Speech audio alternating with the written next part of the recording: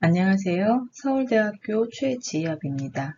이번 시간에는 연구자들이 흔히 틀리는 통계 분석이라는 주제로 강의를 진행하겠습니다. 강의 순서는 이와 같습니다. 연구자들이 흔히 할 수 있는 실수로 첫째, 데이터 오류가 생길 수 있는 단계들, 입력할 때, 불러올 때, 그리고 그런 것들을 검토하는 방식. 둘째, 적절한 통계법을 적용하기 위한 과정의 검토를 위해서 자료의 분포와 자료의 독립에 대한 이해, 그리고 적절한 대처의 예시. 셋째, 가설 검정상 흔히 실수하는 두 가지, p-value 해석 및 다중검정 오류에 대한 것. 이렇게 크게 세 가지 파트로서 말씀을 드리려고 합니다. 본 강의에서 주로 참고한 교과서들입니다. 자료의 오류에 대해서 먼저 말씀드리겠습니다. 자료 측정에 오류가 없다고 가정했을 때 자료에 오류가 생기는 다음 단계는 자료를 저장할 때일 것입니다. 입력 오류, 타이핑 오류라고 하는데 예를 들어서 대상자 키가 170인데 70으로 입력할 수 있겠습니다. 그것 외에 입력하는 규칙이 일관되지 않아서 생길 수 있겠습니다. 예를 들어서 예와 아니오를 입력을 해야 되는데 처음에 입력하던 사람들은 0과 1로, 나중에 입력하는 사람들은 1과 2로 이렇게 입력하는 방식이 혼재되어 있으면 어느 것이 yes에 해당하는지 자세한 코딩 규칙이 없으면 알기 어렵습니다. 범주형 자료에서 시작하는 코딩 규칙을 0으로 할 수도 있고 1로 할 수도 있는데 그래서 센터별로 자료를 모아서 수합하는 경우에 어떤 센터에서는 0부터 입력된 자료, 어떤 센터에서는 1부터 입력된 자료가 오기도 합니다. 그래서 그런 것들이 어떻게 입력됐는지 역시 코딩 규칙이 명확하게 있어야 되고 그것을 잘 따르고 있는지 확인하는 것이 필요하고요. 연속 변수의 경우에는 단위를 정하지 않고 응답한 대로 입력을 하게 되면 오류가 날 수 있습니다. 흔한 오류가 시간과 분, 몇 시간을 운동했는지 물어봤는데 30분이라고 대답을 할 수 있습니다. 그랬을 때 그것을 30분으로 입력을 할 게 아니라 0.5시간으로 일관성이 있게 입력해야 자료를 수집하고서 분석할 때 오류가 나지 않겠죠. 이러한 오류를 체크하는 방식은 전체 자료의 범위와 평균, 최소 최대값을 검토하는 것입니다. 범주형 자료는 각 범주형 자료의 빈도가 어떻게 되는지, 코딩이 1부터 시작되어야 되는데 0부터 있는 빈도가 있다든지 이런 것들을 체크해 봐야 되는 거고요. 연속 자료의 경우에는 주로 범위를 체크합니다. 성인의 키 자료 같은 예를 들면 보통 성인의 키가 100cm 이하의 수치가 나왔다 한다면 이런 숫자들을 좀 검토를 해야 되겠죠. 그래서 너무 작은 키가 있다면 그것이 실제 값인지 아닌지, 예를 들면 어떤 센터에서는 센티미터가 아니라 미터 단위로 입력을 해서 1.3, 1.5, 1.8 이런 식으로 입력을 했을 수도 있겠죠. 그러한 범위가 비슷하게 입력이 됐는지를 전체적으로 한번 자료의 요약 자료를 검토하는 게 필요하고요. 예를 들어서 흡연을 시작한 자료다, 흡연을 시작한 연령이다 했을 때는 5세 이하로 대답한 경우들도 종종 나옵니다. 이것에 대해서는 참 거짓을 저희가 알 수 없죠. 그럴 때는 연구자가 오류라고 생각되는 부분을 정해서 결측 처리를 하기도 합니다. 결측 처리를 하게 되는 그런 아웃라인의 비율은 보통은 적어야 되는데 예를 들어서 5세라고 응답한 흡연 연령, 흡연 시작 연령이 5세라고 응답한 대상자가 전체 자료의 한 10% 정도 된다. 그렇다면 그게 입력 오류가 아니라 어쩌면 시스템적인 오류, 5세가 아니라 코딩, 범주형으로서 5라고 하는 항목이 있었던 게 아닐까? 이런 것들을 의심해 볼 수도 있겠습니다. 날짜 자료 같은 경우에는 날짜 형식으로 입력을 해볼 수 있습니다. 날짜 형식으로 입력을 하게 되면은 날짜나 시간 계산할 때 좀 더 시간으로서 계산이 되기 때문에 편안하게 할 수 있는데 그것은 입력 시스템에서 날짜라는 것을 정해줘야 됩니다.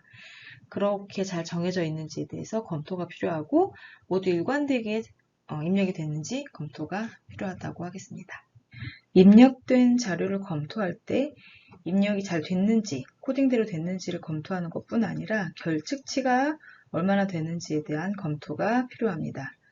자료를 수집하지 못했거나 혹은 오류라고 판단되는 자료는 결측으로 처리가 될 텐데 수집된 대상자에서 결측치가 높으면 잘 수집된 자료로 보기 어렵습니다. 검토할 때는 결측치의 비율이 중요하고 타겟 자료 중에 결측치가 있는 자료가 무작위로 뽑혔다는 가정이 중요합니다. 그래서 미싱 자료와 밸류가 있는 자료의 특성을 비교하게 됩니다. 예를 들어서 100명의 대상자 중 연령, 성별과 같은 기본 정보가 없는 대상자는 처음에 제외를 하게 되겠죠. 그리고 한 30% 정도가 주요 마커 측정이 안 되어 있으면 그 대상자들은 또 내 주 연구 가설에 쓸 수가 없겠죠. 이러한 마커 결과가 없는 사람들은 더 건강하거나 더 젊거나 그래서 추가 검사를 안 했다던가 이렇게 되면 전체 대상자 모집 과정이 처음 계획했던 것하고 달리 미싱이 있는 그룹과 없는 그룹이 랜덤이 아니라 좀 더 어떤 특성을 가진 대상자, 미싱이 많아지게 됐다. 이렇게 해석이 될 수 있습니다. 따라서 그 결과에 영향을 미칠 수 있게 됩니다. 이렇게 대상자를 선정하거나 혹은 바이어스가 생기는 그런 내용들에 대해서는 연구 디자인 부분에서 관련된 내용들이 서술될 겁니다. 그래서 다른 자료들을 좀 더 찾아보시기를 바랍니다. 결측치를 입력하지 않고 비워둘 수도 있지만 결측치임을 알 수 있게 코딩을 하기도 합니다.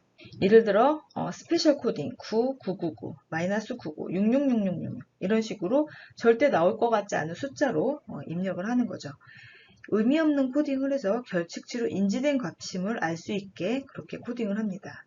따라서 이렇게 입력이 된 결측치로 입력이 된 값을 분석할 때는 이거는 실제 값이 아니라 결측치다라는 걸 알려주어야지만 회귀 분석 등에서 오류 없이 수행이 될 겁니다. 체중 변수에서 예를 들어서 999라고 표시된 것은 결측치를 표시한 건데 이거를 고려하지 않으면 999라고 체중을 읽고 그걸 회귀 개수를 추정하는데 적용할 수 있겠습니다. 그래서 그렇게 되면 안 되겠죠. 또한 자료를 불러 모을 때 숫자랑 문자가 섞여 있으면 자료에 결측이 생길 수 있습니다. 이런 오류는 엑셀에 자료를 입력했을 때 많이 생깁니다. 그래서 자료가 이렇게 스트링과 뉴메릭이 섞여 있는 하나의 컬럼에 그렇게 섞여 있게 되면은 텍스트나 CSV 파일로 만들어서 데이터를 불러 와서 데이터가 오류가 없는지 검토하는 방법도 있습니다. 엑셀에서 이렇게 오류 표시가 나는 값들이 있습니다. 숫자로 보이는데 문자로 입력한 경우입니다. 이 컬럼에 있는 모든 값이 모두 문자로 입력이 되어 있습니다. 그래서 이렇게 클릭을 하면은 그 문자로 입력된 숫자다 이런 표시가 나와 있는 건데요. 이 컬럼에 있는 모든 값이 문자로 입력이 되어 있으면 이 패키지로 불러올 때 엑셀에서 다른 SPSS나 SAS나 이런 데로 불러드릴 때 결측이 안 되고 그대로 불러지는데 이렇게 입력이 문자로 되다가 중간에 숫자로 입력이 될 수도 있어요.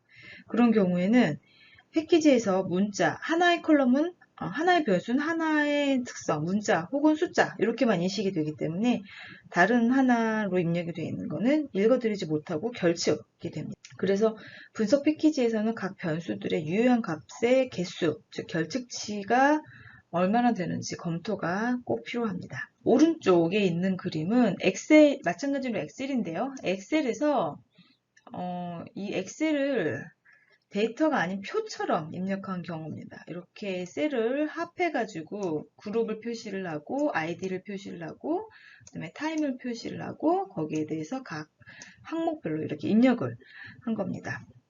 이렇게 셀을 합쳐가지고 입력을 하고 제목을 넣어야 할 자리를 이렇게 다 비워놨죠. 그렇게 되면은 데이터로 불러드릴 때 여기가 다 공란이 돼버립니다. 엑셀 자료 입력은 한 줄당 하나씩 모두 입력해야 됩니다. 예를 들어서 아이디의 경우에는 이 KP016이라는 아이디를 두 번째, 세 번째 열도 다 입력을 해줘야지만 이 데이터들에 대해서 아이디가 생기게 되고 그 아이디들을 패키지에서 인식할 수 있습니다. 저희가 보통 데이터는 엑셀에서 입력을 하고 그거를 통계 패키지로 불러오게 되는데요. 그렇게 엑셀에서 패키지로 불러올 때 오류가 날 수 있는 몇 가지 포인트에 대해서 말씀드리겠습니다. 첫 번째는 변수명의 시작을 영문으로 하는 게 좋습니다. 변수명 시작이 숫자인 경우, 그리고 한글 변수명, 띄어쓰기, 특수문자 같은 것이 들어가면 그 패키지에서 오류가 날 수 있습니다. 그래서 영문으로 쓰고 한글 숫자가 뒤에 들어가는 건 괜찮고요. 한글 띄어쓰기 특수문자는 넣지 않는 게 좋겠습니다. 자료 입력은 각 줄마다 모두 넣어야 됩니다. 특히 아이디와 같이 꼭 들어가야 되는 그런 내용은 로 바이 로로 모든 로에 다 입력이 돼야 되고, 만약에 거기가 빈칸이 돼 있다. 그러면 그 자료는 아이디가 없는 자료로 인식이 될 거예요. 물론 그 항목 중에 익스포저나 뭐 해당하는 결과물이 안 들어가서 미싱, 결칙이 될 수는 있겠습니다. 그렇지만 셀을 합치는 바람에 엑셀에서는 표로서 인식이 되나 그걸 패키지로 불러 드릴 때는 데이터로서 인식이 안 될 수 있습니다. 그래서 자료 입력은 앞 슬라이드에서 말씀드렸다시피 로 바이 로로 넣어야 된다. 자료를 입력할 때는 문자형인지 숫자형인지를 파악해야 된다.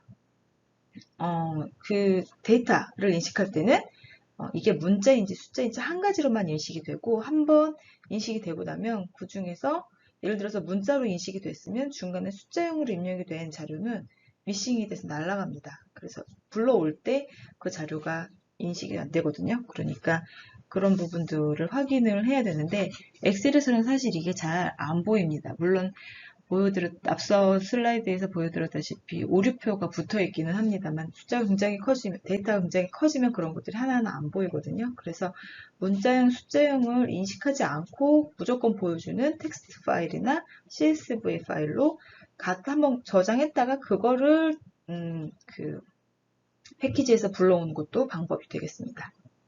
또 한 가지는 안 보이는 결측치에 대한 것입니다. 문자로 정의된 컬럼 같은 경우에는 띄어쓰기나 혹은 스페이스바나 이런 것들이 입력되어 있는 경우에 값이 눈에 보이지 않습니다. 그래서 결측으로 입력이 되어 있기 때문에 결측으로는 보지 않는데 값은 없는 거죠. 그래서 자료의 분포를 나중에 다 하나하나 확인하는 것이 필요합니다. 프로그램에서 전환해서 패키지에서 자료를 불러들인 다음에는 각 변수마다, 특히 주요한 변수들마다 유효한 값이 입력된 숫자, 그리고 그 각 코딩된 값의 분포를 다 확인하는 단계가 꼭 있어야 되겠습니다. 흔히 하는 실수 두 번째 파트입니다. 자료가 잘 입력됐는지 확인하고 나면 자료의 특성과 가설에 맞는 통계법을 선택하게 되는데, 이 표는 그에 맞추어 정리된 그런 결과표입니다. 즉, 내 가설이 정해져 있을 때 두 개 그룹의 평균을 비교할 건지, 혹은 x와 y의 x에 따라서 y를 예측할 것인지, 이런 가설이 정해져 있을 때 그걸 검증하는 방법은 자료의 분포에 따라서 달라지게 됩니다. 자료가 연속 변수인지 범주형인지 혹은 생존 자료인지, 연속형이면서도 정규 분포를 할 때와 그렇지 않을 때 선택하는 분석법들이 달라지게 됩니다. 앞 슬라이드에서 가장 왼쪽에 있던 분석법들을 이용해서 가설 검정을 많이 합니다. 많이 통계 수업 시간에서 가장 먼저 배우는 그런 통계법들이 있는데, 그걸 이용해서 가설 검정을 할 때는 내가 분석하고자 하는 데이터가, 자료가 정규 분포를 하느냐, 노멀 디스트리뷰션 하느냐, 그리고 그러한 자료들의 분산이 같으냐, 그러니까 두 개 그룹 이상의 데이터에서 가설 검정을 할 때 분산이 동질한지를 먼저 검토합니다. 그리고 분석법에 따라서는 변수 간의 관련성이 선형으로 되어 있느냐, 그런 가정들을 만족할 때만 적용하는 분석법들이 되겠습니다. 그래서 만약 가정에 맞지 않으면 자료를 변환해서 맞추던지, 혹은 가정에 필요 없는 다른 분석법을 선택하면 되겠습니다. 그러니까 이러한 가정을 먼저 검토를 해야지만 통계법을 선택할 수 있겠죠. 정규 분포에 대해서 먼저 말씀드리겠습니다. 정규 분포란 벨 모양으로 대칭 형태의 확률 분포입니다. 중앙값과 평균값이 같고 양쪽 꼬리의 길이가 같습니다. 이렇게 생긴 확률 분포이고 많이 보셨을 거라 생각이 됩니다. 잘 알려져 있는 확률 분포이고 이를 가정해서 확률값을 계산하는 통계법이 흔히 쓰이는데 자료가 이 분포를 따르는지 검토하는 것이 선행됩니다. 그거를 노멀리티 테스트를 한다고 하는데 정규 분포를 따르는지 보는 테스트는 콜모고로브 스미노브 혹은 샤피로 윌크 테스트를 해서 p-밸류 결과를 보게 됩니다. 이 노멀리티 테스트의 귀무가설은 데이터가 정규 분포를 따른다. 혹은 데이터가 정규 분포와 다르지 않다가 바로 귀무가설이 됩니다. 따라서 이 p-밸류가 유의하지 않은 수준에서 귀무가설이 채택될 때 자료가 정규 분포를 따른다고 해석을 하면 되겠습니다. 분산의 동질성이란 무슨 뜻일까요? 이 역시 비교하고자 하는 자료의 분포에 대한 가정입니다. 각 비교군의 자료가 정규 분포를 하는지 검토한 후 분산이 동일한지 검토하는데 이 그래프로서 설명을 해보겠습니다. 각 비교군은 정규 분포를 하고 각 군의 평균값이 차이가 난다는 가정을 검토하고자 합니다. 같은 모양의 확률 분포를 가질 때의 평균 값을 비교하는 것하고 확률 모양의 분포가 정규 분포지만 좀 다르게 생겼습니다. 키가 좀 다르게 생겼죠? 이런 식으로 분산이 다르다. 흩어져 있는 모양이 같을 때와 다를 때 그 평균 차이를 계산하는 그 평균 차이의 확률을 계산하는 그 내용이 달라지게 됩니다. 분산이 동질하다는 것은 정규 분포의 형태가 동질한지, 정규 분포지만 그 정규 분포의 형태 또한 동질한지를 묻는 겁니다. 이거를 검토하는 방법, 베리언스 호모지니어티를 검토하는 방법은 르벤 테스트 혹은 바르 테스트가 있습니다. 자료의 분포가 정규 분포다 라고 한다면 바르 테스트가 추천이 되고요. 르벤 테스트는 정규 분포 여부에 덜 민감하다고 알려져 있습니다만 대개는 비슷한 결과를 보입니다. 이 검증의 귀무가설은 그룹 간 분산이 다르지 않다. 따라서 유의한 p-밸류가 나오지 않을 때 분산의 동질성 검증을 통과했다라고 할 수 있겠습니다. 만약 정규 분포가 아니라면, 베리언스가 같지 않다면, 혹은 선형성이 없다면 어떻게 해야 되는가?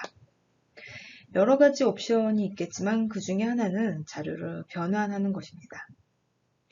전체 자료를 식에 따라 변환을 하고 그 분포를 체크를 한 다음에 변환된 자료가 적용하고자 하는 통계법에다 적절하다면 그 변환된 자료로 해당하는 통계 방법에 적용을 해서 그 통계적인 어떤 검증을 수행을 하면 되겠습니다. 변환된 자료라는 것은 물론 메소드 등의 명시를 해주면 되겠죠. 흔히 쓰는 변환식입니다. 로그 변환, 그 다음에 루트, 제곱, 그 다음에 로짓 변환 이런 것들이 있습니다. 그림으로 분포를 한번 확인해 보겠습니다. A는 로그, B는 제곱, C는 로짓 변환입니다. A와 B를 먼저 보겠습니다. A의 경우에는 분포가 좀 더 왼쪽, B는 오른쪽에 좀 더 치우쳐져 있고 X와 Y의 관계가 선형이 아닌 것으로 보이는데 이것을 변환을 하게 되면 정규 분포로 이쪽에 치우쳐져 있는 것들이 모두 정규 분포로 이렇게 달라지고 X, Y 관계가 모두 선형으로 이렇게 바뀌게 됩니다. 또한 X값에 따라서 Y값의 분포가 X가 커질수록 분산이 커지고 이쪽 데이터는 X가 작을수록 분산이 커지고 그랬는데 모두 X값에 크게 관계없이 Y의 분산이 동일한 걸 볼 수 있습니다. 로짓 변환의 경우에는 시그모이달의 형태였는데 그것이 선형으로 바뀐 것을 볼 수 있습니다. 이렇게 자료 변환으로 통계적 방법들의 가정을 만족시킨 후 적절한 통계 분석을 수행할 수 있습니다. 만약 이렇게 해서 이렇게 변환으로서 해결이 안 되는 경우에는 분석 방법을 다르게 쓰면 됩니다. 정규 분포냐, 분산이 같으냐, 선형이냐 이런 가정을 검토하는 것은 연속형 자료입니다. 그리고 이러한 가정을 따르는 방법은 모수적인 방법이 되겠습니다. t-테스트, 아노바, 코릴레이션, 리그레이션 이런 분석 방법들이고요.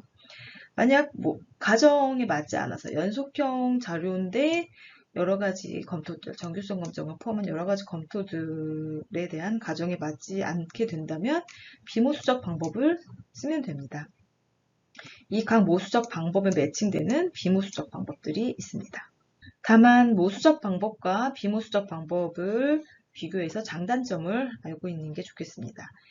모수적 방법이 좀 더 효율적입니다.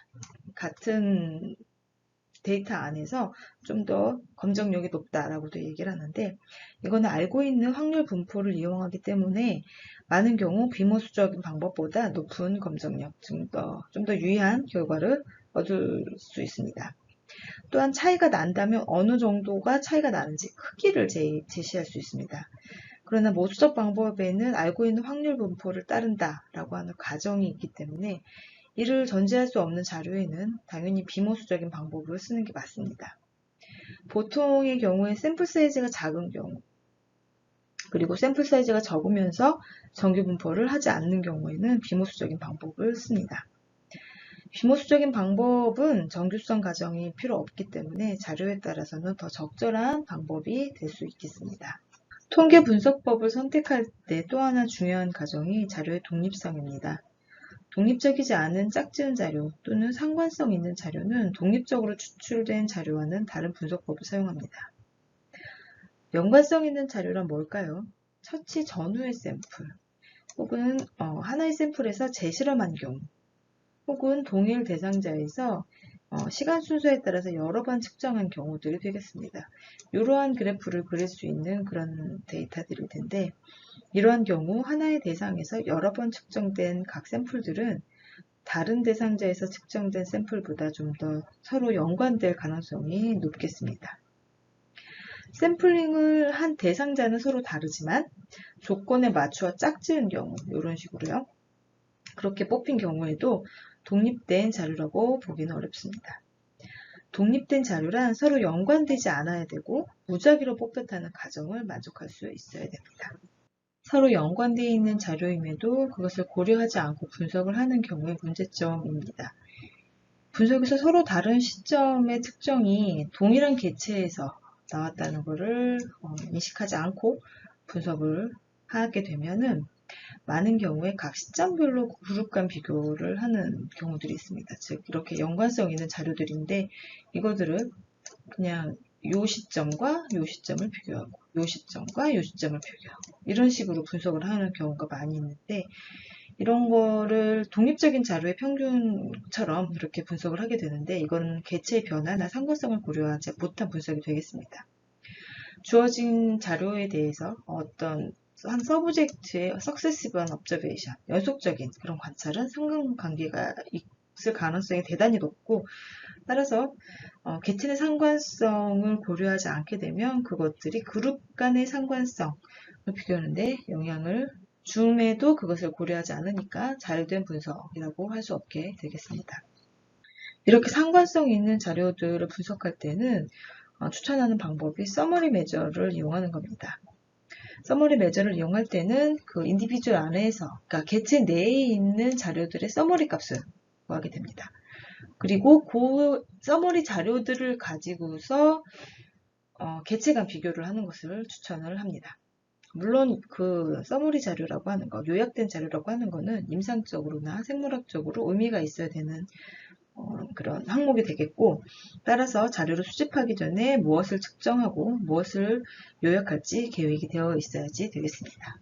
앞서 보여드린 통계법의 요약 표인데요. 상관성이 있는 자료들, 상관성을 보겠다는 게 아니라 자료 간의 상관성이 있는 자료들, 여기 paired라고 되어 있는 이런 matched, 이런 것들이 이제 상관성이 있음을 보여주는 그런 자료의 특성인데요.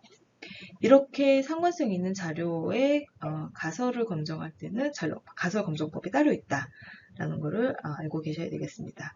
예를 들어서 두 개 그룹을 비교할 때는 paired t-테스트, 혹은 자료가 정의 분포가 아니면 윌콕스, 혹은 범주형이면은 맥레마, 상점 분석의 경우에는 컨디셔널이라고 하는 어떤 다른 분석법들이 쓰이게 됩니다. 독립적으로 무작위로 선정된 자료라는 가정이 맞지 않으면 선택해야 되는 분석법이 다르다라는 것을 알고 있어야 되고, 내 자료가 독립적으로 무작위로 선택된 자료인지 아니면 서로 연관되어 있는 자료인지를 아는 것이 중요합니다. 대상자가 다르지만 짝지은 자료, 그것 말고 같은 개체에서 시간에 따라서 연속적으로 측정된 자료들의 경우, 그렇게 상관성이 있는 자료의 경우 요약값을 어떤 걸 쓰는지에 대해서 좀 더 말씀드리겠습니다. 픽트, 꼭지점 혹은 그로스, 성장에 관한 서머리로서 우리가 자료를 보여줄 수 있겠는데, 픽트 데이터라고 하는 거는, 픽트 서머리라고 하는 거는 베이스라인에서부터 시작해서 최대값인 픽이 될 때까지, 그랬다가 다시 되돌아가는 특성을 보이는 자료에서 사용을 합니다. 이때는 최고인 점, 그리고 그 시점, 최고에 이르는 시점이 언제인지 그런 것들을 측정을 하게 되고요. 성장에 관한 서머리를 할 때는 시간이 지나면서 증가 또는 감소되는 그런 자료의 형태를 보여주고 처음으로 되돌아가진 않습니다. 보통 변수가 변화하는 속도 또는 기울기에 관심을 가지고서 서머리를 구하게 됩니다. 이 슬라이드는 자료의 특성에 따라 보여줄 수 있는 요약값의 예시입니다. 픽트 데이터와 그로스 데이터로 나누었는데, 픽트 자료의 경우 서로 다른 군간 전체 비교를 할 때 그때 전체 평균 또는 AUC 값을 구하게 되고, 구간의 최소 혹은 최대값을 비교할 수도 있겠습니다. 그리고 거기에 이르는 시간을, 여기서 말하는 이런 구간에 이르는 시간을 비교할 수도 있겠습니다. 그로스 자료의 경우에는 구간 변화의 속도를 리그레션 코에피션트로서 가장 흔하게 비교를 하고, 최종 값으로서 처음과 마지막 값의 변화량을 비교를 할 수도 있습니다. 그리고 특정 값에 이르는 시간을 비교해서 보여줄 수도 있겠습니다. 그런 서머리 값을 구해서 개체마다, 그리고 그렇게 하고 난 다음에 각 개체가 속해 있는 군을 비교를 하면 되겠죠. 이제 연구자들이 흔히 실수하는 오류 세 번째 파트, 가설 검정에 대해서 이야기해 보겠습니다. 가설 검정이라는 게 뭘까요? 모집단에서 수집된 샘플로 계산한 어떠한 원인 결과의 관련성이 참값인가, 진짜 참값인가, 혹은 그냥 랜덤하게 나온 어떤 우연인가, 그것을 알고 싶을 때 수행하는 것이 가설 검정이고요. 실제적인 가설 검정은 하이포테시스 테스팅의 목적은 이 규모 가설을 억셉트 할 거냐 혹은 리젝트 할 거냐, 리젝트를 하게 된다면은 대립 가설을 채택을 하는 거가 됩니다. 규모 가설과 대립 가설이 무엇인지 정의를 해보겠습니다. 규모 가설은 비교 그룹 간 차이가 없음으로 정의를 합니다. 그리고 대립 가설은 규모 가설이 참이 아닐 때의 가설, 즉 대부분의 경우 실제 연구하고자 하는 가설이 되겠습니다. 예를 들어 남녀에서 흡연율의 차이가 있는지 비교하는 연구의 경우에 남녀 간 흡연율의 차이가 있다는 것을 연구 주제로 한다면 규모 가설은 남녀 간 차이가 없다는 규모 가설을 검정을 하고, 이것이 이 가설이 우연히 나왔음을 기각할 수 있으면 대립 가설인 흡연율의 차이가 있으므로 인정할 수 있게 된다는 겁니다. 흡연과 폐암과 관련성이 있음을 연구 주제로 한다면 규모 가설은 뭐가 될까요? 요인과 결과 간 관련성이 없다. 즉 흡연에 따른 폐암의 발생에 대한 베타값이 0이다 라는 것을 통계적인 확률로서 판단을 하고, 그 값이 통계적으로 유의하다면 혹은 유의하지 않다면 대립가설을 채택할지 규모가설을 채택할지 결정할 수 있게 되겠습니다. 가설 검정을 하는 순서는 일반적으로 이렇게 진행이 됩니다. 우선 규모가설과 대립가설을 정합니다. 규모가설은 말씀드렸다시피 그룹 간의 차이가 없다. No effect, no difference. 거기에 반하는 게 대립가설이 되겠죠. 이후에 샘플에서 관련된 자료를 수집을 하고 규모가설을 평가할 수 있는 통계 수치를 계산을 합니다. 그리고 알려져 있는 분포에서 이 계산된 통계값의 확률을 구하게 되면 p-value와 그 결과를 가지고서 규모가설을 기각할지 수용할지 정하게 되겠습니다. 그렇다면 테스트 스태티스틱과 p-value를 어떻게 계산할 것인가? 구체적인 통계법을 제가 이 시간에 말씀드리진 않겠지만 평가하는 모델마다 통계 값이 있습니다. 예를 들어서 t테스트 t밸류, 카이제곱의 카이제곱값, 아노바 테스트 f밸류 그런 통계값을 구하게 되면 알려져 있는 그런 분포에서 우리가 그 확률값을 계산할 수가 있겠습니다. 그래서 테스트 스태티스틱이 크게 되면은 확률값인 p-밸류가 작아지게 됩니다. 왜냐하면 알려진 분포에서 통계값의 위치에 따라서 확률 분포의 크기를 계산하고 그 결과로 p-밸류를 계산할 수 있기 때문입니다. 통계값이 극단으로 갈수록, 즉 그 통계 수치가 커지면 커질수록 통계값이 면적이 작아지게 되고, 즉 확률 크기가 작아지므로 테스트 대상인 귀무가설이 나올 가능성이 낮아지게 됩니다. 즉 귀무가설이 우연히 나올 가능성이 낮아지게 되므로 귀무가설을 기각할 수 있는 가능성이 커지게 되겠습니다. 보통 귀무가설을 기각하는 p-밸류의 수준은 우리가 0.05 이렇게 정하게 되고, 통계적으로 분석해서 대립가설이 요거를 넘느냐 아니냐에 따라 가지고 귀무가설을 받아줄 거냐 말 거냐 이렇게 하는 게 통계 분석의 최종 목표가 되겠습니다. 0.05 수준이라고 하는 거는 귀무가설이 나올 확률을 0.05 이하로 할 때 우리가 드문 일이다 해서 귀무가설을 기각하겠다라는 뜻이고, 그 이상으로 나올 경우에는 우연한 것으로 인정해서 귀무가설을 수용하겠다 그런 의미인데, 이런 경우에도 귀무가설이 참이라는 의미라기보다는 귀무가설을 기각할 만한 충분한 근거가 없다 이렇게 해석하는 게 좋겠습니다.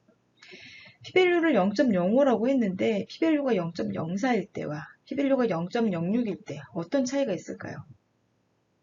0.04일 때는 귀무가설을 기각을 하고 0.06일 때는 귀무가설을 수용을 하고 그래서 연구가설의 의미가 없고 이렇게 말을 하는 게 과연 의미가 있다 라고 할 수 있을까? 이런 경우에는 보통 0.05 기준으로 기술을 먼저 하고 그 위에 그거에 덧붙여서 정확한 p-밸류 값을 보여주는 것이 좋겠습니다. 가설과 p-밸류를 해석하는 예시를 몇 가지 추가로 말씀드리겠습니다. 보통의 연구가설은 귀무가설, 즉 그룹 간 차이가 없음을 기각하고 그 반대인 대립가설을 채택하는 경우, 차이가 있으므로 결과 해석할 수 있는 것을 연구 목표로 하는데, 검정하는 연구 목표에 따라서 우리가 채택한 연구 결과의 해석을 잘 보아야 됩니다. 여기 보여드리는 정규성 검정, 동등성 검정, 그리고 유전체 연구에서 많이 하는 하디-와인버그 이퀄리브리움 검정과 같은 경우가 그런 예가 될 텐데요. 정규성 검정의 경우 자료가 정규 분포와 같은지를 검정합니다. 즉 귀무가설이 차이가 없다이고 테스트했을 때, 즉 p-밸류가 0.05 이상 나오면 귀무가설을 기각하지 않고 채택합니다. 즉 자료는 정규 분포와 다르지 않다, 정규 분포를 한다 라고 해석이 되겠습니다.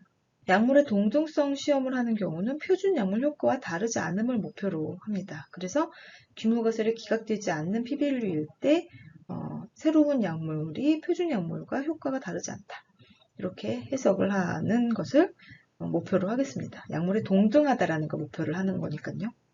하디-와인버그 이퀄리브리움 테스트의 경우에도 원하는 결과가 하디-와인버그 이퀄리브리움 상태, 즉 표준적인 상태, 간단히 말씀을 드리면 그렇게 되는 상태이므로 p-밸류가 기준을 넘지 않는 0.05보다 큰 값이 나올 때 본인의 데이터가 하디-와인버그 이퀄리브리움 상태이므로 그 다음 이제 이야기를 풀어갈 수 있는 어떤 근거가 되겠습니다. 만약에 그렇게 나오지 않는 경우에는 거기에 맞게 진행을 하면 되겠죠. 예를 들어서 정규성 검정의 경우에 정규 분포와 다르지 않다라고 하는 귀무가설이 기각이 되면 걔는 정규 분포가 아니라는 거니까 정규 분포라는 가정을 따르는 분석 외에 다른 분석법을 쓰는 것이 맞겠다. 이렇게 진행을 하면 되겠습니다. 가설 검정에서 흔히 하는 또 한 가지 실수는 다중 검정 오류가 되겠습니다. 테스트 후에 얻어지는 p-밸류에 따라 결과의 유의미성 또는 귀무가설 기각 여부로 대립가설을 인정할지 말지를 결정하게 되는데, 이때 p-밸류라는 것은 귀무가설이 나올 확률 기준이다 라는 것을 한 번 더 생각해 봐야 됩니다. 테스트하는 집단의 수가 증가함에 따라 검정해야 되는 가설이 증가하게 되면 p-밸류의 기준으로 둔 알파 값이 실제로는 0.05보다 커지게 됩니다. 예를 들어 3개 이상 집단에서 2개씩 짝지어서 t-테스트를 하게 되면 3번 테스트를 하게 되는 거죠. 그래서 이때는 알파 값이 0.05가 아니라 0.14의 기준으로 귀무가설을 기각하게 되므로 타입 1 에러인 false positive가 생길 수 있습니다. 즉 우리가 생각하는 5% 이내의 확률이라고 생각을 했는데 그게 아니라 실제 계산은 14%의 확률로 이 귀무가설에 해당하는 내용이 생길 수 있으므로 이때는 흔하다고 생각할 수 없다. 5% 기준에서는 흔하지 않다고 생각할 수 없다. 그래서 실제로는 참이 아닌데 참이라고 인정을 하게 되는, 즉 대립가설을 선택하게 되는 오류를 범하게 되는 거죠. 다중검정이 되는 예를 좀 더 보겠습니다. 앞에서 말씀드렸다시피 하나의 결과 변수에 대해서 비교 그룹이 여러 개일 때 모든 짝을 2개씩 비교하는 경우가 흔히 생기는 경우고, 또는 여러 번의 시점을 테스트해서 시점마다 비교하는 경우에도 역시 다중검정의 오류가 생길 수 있습니다. 물론 이때는 서로 상관성 있는 데이터들을 같이 여러 번 테스트를 함으로써 생기는 문제도 있을 수 있습니다. 대상자를 나누어서 서브그룹 분석을 하는 경우도 다중검정이 됩니다. 남녀, 질병 여부, 비만 여부 등등 여러 특성에 따라서 대상자를 나누고 그 안에서 원래 보고자 하는 익스포저와 아웃컴을 비교하는 경우에 같은 분석을 여러 번 함으로써 알파 에러가 증가할 수 있겠습니다. 아웃컴이 여러 가지여서 같은 익스포저에 대해서 테스트를 반복할 때도 알파 에러가 증가합니다. 마지막으로 가설 없이 모든 관련성을 테스트하는 경우, 예를 들어서 GWAS와 같은 경우 익스포저가 수천만 개인데 거기에 대해서 한 개의 하나의 아웃컴, 질병이 생겼다 안 생겼다 이런 것들을 테스트할 때 알파 에러, 타입 1 에러가 굉장히 증가하는 다중검정이 되겠습니다. 이러한 다중검정에 의해서 알파 에러와 폴스 파지티브가 생기는 것을 보완하기 위해서는 알파 값, 즉 기준이 되는 p-밸류를 보정하는 방법을 많이 씁니다. 좀 더 보수적인, 다른 말로 0.05보다 좀 더 작은 값을 기준으로 귀무가설을 기각하는 것을 말합니다. 또는 계획을 미리 세워두고 글로벌 테스트를 한 다음에 진행을 합니다. 예를 들어서 서브그룹 분석을 하는 경우에 서브그룹 내 인터랙션이 있을 때만 서브그룹 분석을 한다. 또는 남녀별 분석을 하겠다고 미리 계획을 세워두고, 또는 아노바 테스트와 같이 그룹 간 같지 않다는 전체 평가를 한 후에 유의한 값이 있을 때만 포스트혹 테스트를 한다. 혹은 반복 측정 자료 또는 상관성 있는 자료의 경우에는 그것을 고려한 특별한 분석을 계획한다. 그래서 만약 결과값이 여러 개 있는 경우에는 서머리 값을 만들거나 다양한 결과값을 동시에 평가할 수 있는 어떤 멀티베리의 분석 같은 것들을 생각해 봐야 됩니다. 그렇지 않으면 우연히 보여주는 값을 의미 있는 값으로 해석할 오류가 증가하기 때문입니다. 제가 여기서 말씀드린 여러 가지 분석법에 대해서는 분석법 자체에서 강의를 들으시는 게 좋겠습니다. 다만 말씀드리고 싶은 거는 멀티플 컴패리즌을 보완하기 위한 여러 가지 방법들이 있고, 그런 방법들을 적용해야지만 false positive, 알파 에러를 방지할 수 있다라는 겁니다. 지금까지 주어진 자료에서 가설에 맞는 통계 분석을 수행하는 과정에서 생길 수 있는 오류들, 데이터 입력, 선택한 분석이 맞는지 검토하는 방법, 그리고 가설 검정을 해석할 때의 오류, 이렇게 세 파트로 나누어서 말씀을 드렸습니다. 짧은 시간 동안에 개념적인 부분으로 설명을 했기 때문에 보다 구체적으로 수행하는 방법에 대해서는 통계 강의를 수강하실 것을 강력히 권합니다. 그럼 이상으로 강의를 마치겠습니다. 감사합니다.